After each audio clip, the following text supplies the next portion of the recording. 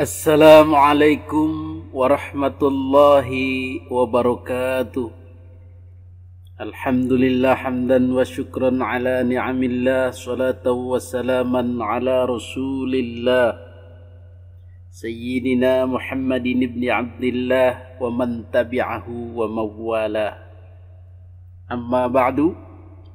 Hadirin para netizen yang dimuliakan Allah subhanahu wa ta'ala, pada kesempatan kali ini kita akan membahas tentang politik, karena sekarang lagi musimnya politik, betul?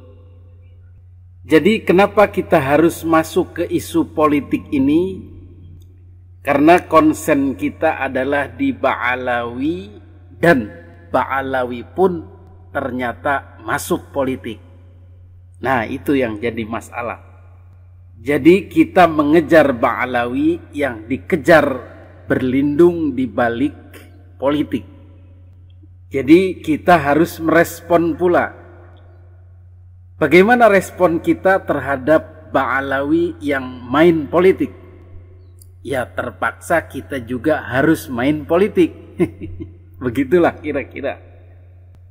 Langkah politik yang dilakukan Ba'alawi setelah kita cermati adalah dari Ba'alawi garis keras, yaitu HRS dan HBS dan rombongannya di FPI, kemudian PA 212, kemudian rombongannya Monaslimin, kemudian dibantu oleh HTI, kemudian Ikhwanul Muslimin PKS, dan elemen-elemen yang dulu mengepung Pak Jokowi itu kemudian berlabuh ke nomor 1, yaitu Bapak Anies Baswedan dan Caimin. Jadi mereka akan memanfaatkan capres-cawapres ini untuk tempat berlindung dan memperkuat diri. Syukur-syukur bisa menggagalkan isu nasab ini, sehingga mereka aman dan dilindungi sebagai masih sah keturunan Nabi. Bisa jadi. Kemudian untuk Ba'alawi yang baik, yang tidak kasar, tidak radikal, itu berlabuh ke capres nomor 2, yaitu Bapak Prabowo dan Gibran, yang dimotori oleh Habib Lutfi dan kawan-kawan. Bagaimana dengan nomor 3? Nomor 3 ternyata tidak disatroni oleh mereka. Wallahu alam apa yang terjadi. Mungkin karena di situ ada Profesor Dr. Mahfud MD yang menorehkan sejarah pahit bagi FPI dan HTI. Karena beliaulah yang punya andil membubarkan FPI dan HTI dan tidak mendukung gerakan-gerakan waktu itu. Waktu pengepungan Monas, waktu pengepungan Ahok dan lain-lain, dan merupakan bagian dari kekuasaan. Sepertinya begitu. Jadi praktis yang mereka satroni atau mereka jadikan perlindungan adalah capres nomor 1 dan 2. Hadirin yang dimuliakan Allah subhanahu wa ta'ala, khusus untuk capres nomor 1 ini memang akan diperjuangkan dengan mati-matian sampai titik darah penghabisan. Kalau kita lihat video-videonya dari HBS dan HRS. Jadi kita ngeri juga sebenarnya. Karena di situ berkumpul HTI, FPI, dan kalangan Monaslimin yang biasa disebut kadrun itu.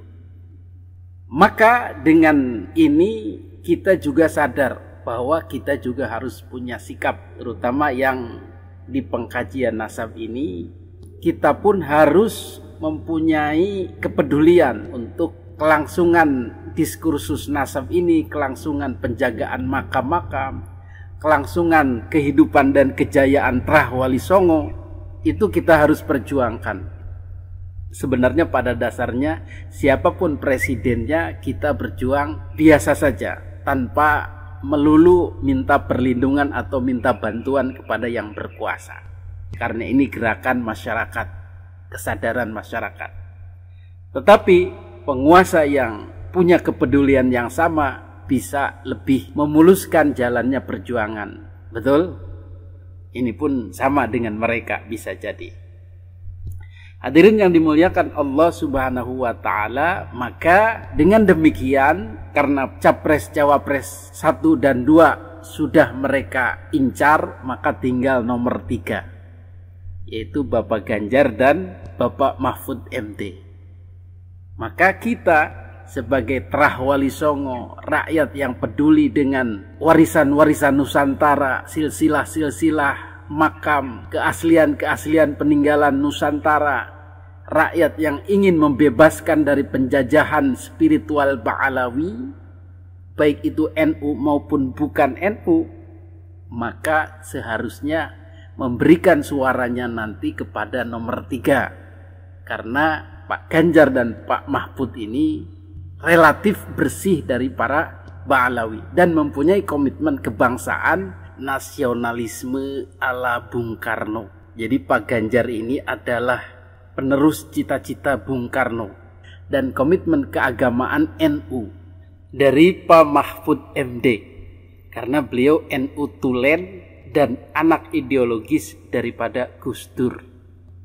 Insya Allah Pak Mahfud pun didukung oleh Terah Gus Dur, keluarga besar Gus Dur.